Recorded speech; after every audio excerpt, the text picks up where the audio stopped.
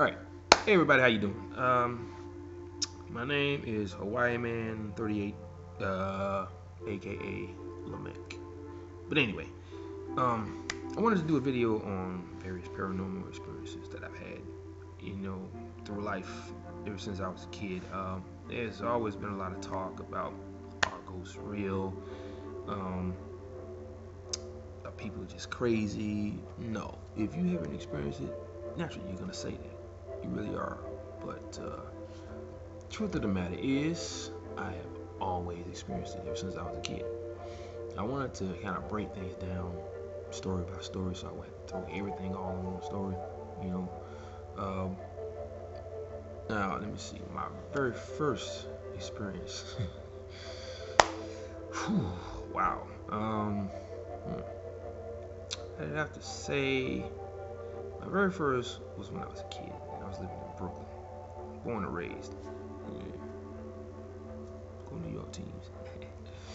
Go Pepsi. Yeah. Anyway, um, yeah, I was a little kid living in Brooklyn, and the first one I actually remember, I was in the kitchen, in my grandmother's kitchen, and she made a little makeshift bed for me with two chairs, put them together, put a little blanket in there, kind of make a mattress out of it, so I could take a nap. So in the midst of all that, I just happened to look down this long hallway that we had leading out onto, the gate, that blocks. Well, it's like a little, kind of like a stone like vestibule, and it has a long gate that separates that from the outside. There's this big door with two windows at the top, real tall one, and there was a silhouette of a man standing directly in front of this door. Now, the corridor is pitch black except for those two windows at the top where the sunlight was shining through. All I could really see was a the silhouette of a man wearing a white dress, short sleeve shirt. That's the only thing I saw. I didn't see the head, I didn't see the face, I didn't see the legs. I just saw the fact that whoever it was standing with their arms to their side, because the shoulders went straight down like this. Okay, so that's really all I saw. I told my nana about it. I said, there's somebody standing in the hallway. At first I'm thinking it was one of the tenants, because we had a 3-story house, brownstone as a matter of fact. So she walks over to the doorway to look down into the hallway, but there was nobody there. Whoever was disappeared before she even saw it, and I didn't see it again either. This was probably mid to late 70s, early 80s. Moving on to all these things. There's another situation I had. I was 15, living in Georgia. Yeah.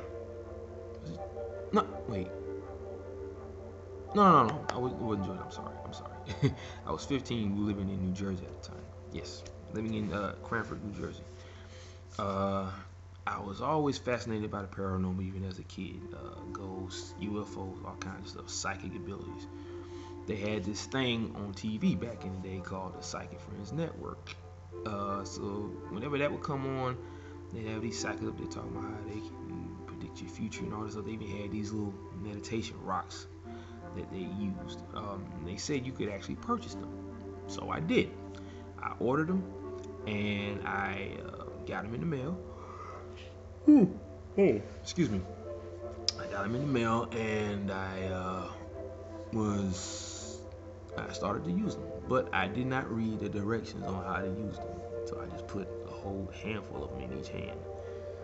Big mistake, because after that, I opened up a doorway, to whatever realm where these things were coming from.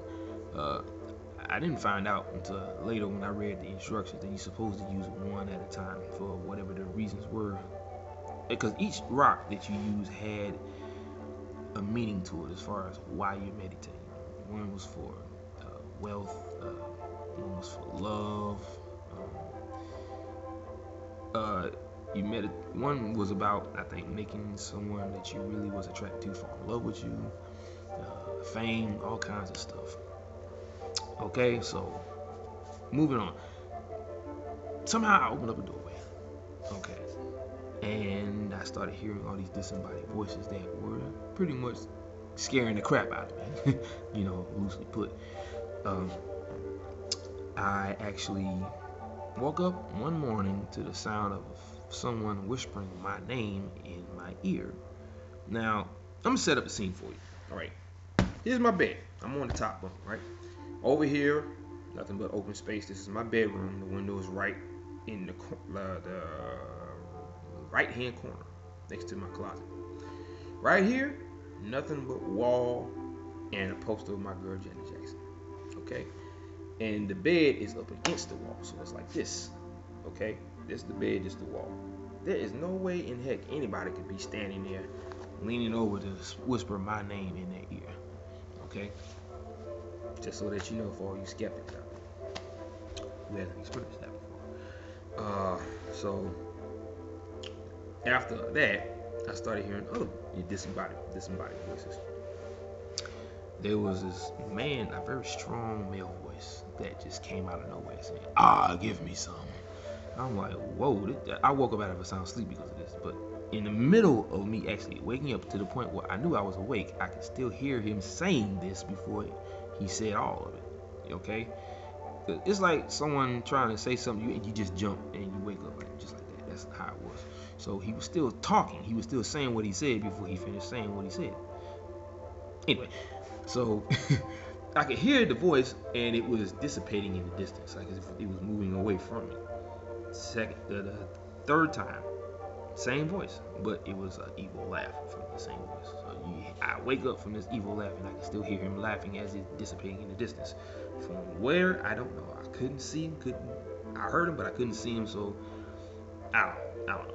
But after that, the fourth time, I hear a loud explosion, and it was like one of those rocking explosions where you jump, you wake up, and you're like, oh my gosh. So I run to the window. I'm trying to see what's going on. I even run to the front of the house, and I look outside. There's nothing there. No fire. No burnt car. No nothing. Nobody's boiler exploded. It was just sunny, bright, in the middle. I don't know if it was the middle of the winter or spring or whatever. But all I know is it was sunny outside. Clear skies. Nothing. Okay. Fifth time. I hope I'm not getting hit on myself. But anyway, the fifth time, I hear a disembodied scream. This was a woman screaming at the top of her lungs, like as if she was, I don't know what she could have been going through, but all I know is I heard a loud scream. And that woke me up. I could still hear her screaming until it finally stopped. As I'm awake, I jump out my bed. I look through the window again. Nothing. There was this one where I think I saw a guy riding a motorcycle down to the wherever, because we lived in a cul-de-sac, very long cul-de-sac. It was just one long cul-de-sac.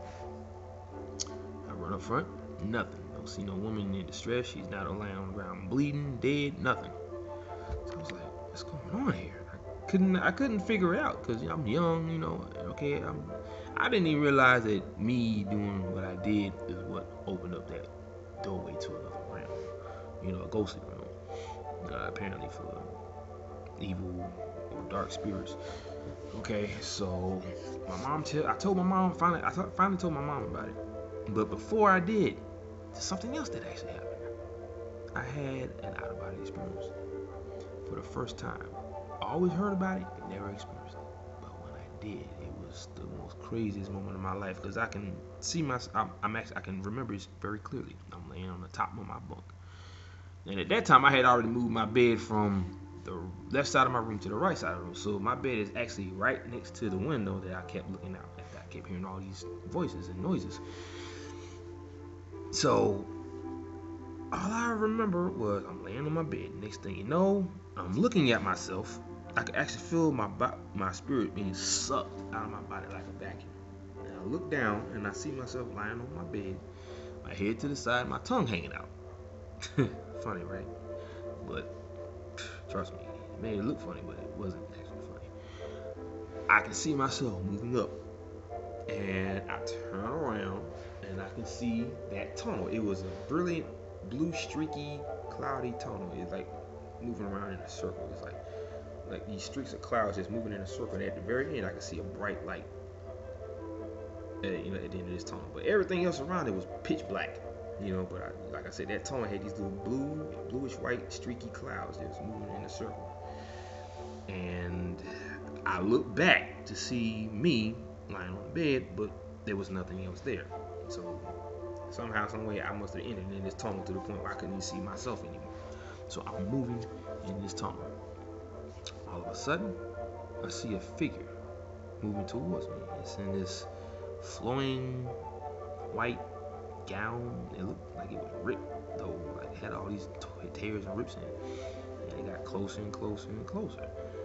But thinking that I was going to see an angel or some sort of angelic figure of whatever kind, that's not what I saw. I saw a skeleton with female hair moving towards me. That freaked me out, and somehow, some way, I just slammed back in my body. Because I've read about out-of-body experiences, and that is one of the things that happen. You feel yourself being sucked out of your body like a vacuum when you leave your body, and then when you come back, you slam back into it. And I'm like, ugh. I could actually feel the pressure on my face, like as if I was levitating and I just lost it, and boom, slammed back into the bed. That's how it felt. It felt like a hard crash onto the ground. I wasn't in pain, but I was like breathing heavy, and I was like, wow. Shortly after that, that's when I actually told my mom, and she told me, well, the only thing I can say is you read the 23rd Psalm, and all that'll go away. So I did, and it did go away for years. There was this one moment where I actually was walking into the living room, and it's almost like I walked into a wall of like clouds. It was like the entire room was engulfed in this misty cloud-like thing. The only problem was it wasn't there, but I could still I could see it, but at the same time I couldn't see it. It's almost like the spirit world and our world crossed each other. So I was in my world, but in the spirit world at the same time. But like I said, all I could see was this misty fog-like mist. It was just covering everything, and I'm moving my hands around, feeling around the area because I can see it, but at the same time I couldn't. So it was like I was there, but I wasn't there. I was like in between two different worlds, So that was the experience I had shortly after that. Now, like I said, after I read the 23rd Psalm, that was pretty much it. Okay, now to keep this going, I just want to thank everybody. If you see this video, I would love to get some feedback from you. Comments at the bottom of the page. Just let me know what you think. If you had some type of paranormal experience, ghosts or UFOs, I had those too, and I will be talking about this later on. If you had these kind of experiences, send me a video. Maybe we can get something going, like a little confession kind of thing. People who try to keep this secret because they know they're gonna be looked at as a bunch of crazy people. But if you've had these experiences, send me a comment. Let me know what you think of what I was telling you. Let me know if you had one, and trust me, I believe you. Because I'm going through it right now. I mean, for the first time, I open up about a lot of things to some of my friends, and when you get to the point where you don't care what other people think, that's when it's time for you to just talk about it. Okay? If they look at you like you're crazy, who cares? But if they see your face and realize that you're telling the truth, ain't you serious? Then who knows? Maybe some people may open up to some truth as well. But anyway, you can leave a comment at Hawaii Man 38. Well, you'll see at the bottom of the screen. Like I said, drop me a line and let me know what you think. I hope you like the video.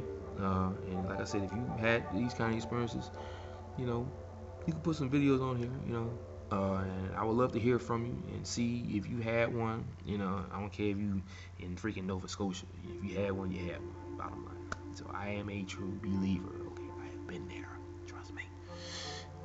Anyway, like I said, I gotta go. It's getting late. I gotta start cleaning up my brand new house. But seriously, drop me a line. Put a comment down here. I will definitely read it. I would love to hear from you guys. So all I have to say is aloha, mahalo, and ahuiho, which is hello and goodbye. Mahalo for thank you for looking at my video, and ahuiho meaning I will see you again soon. All right, peace.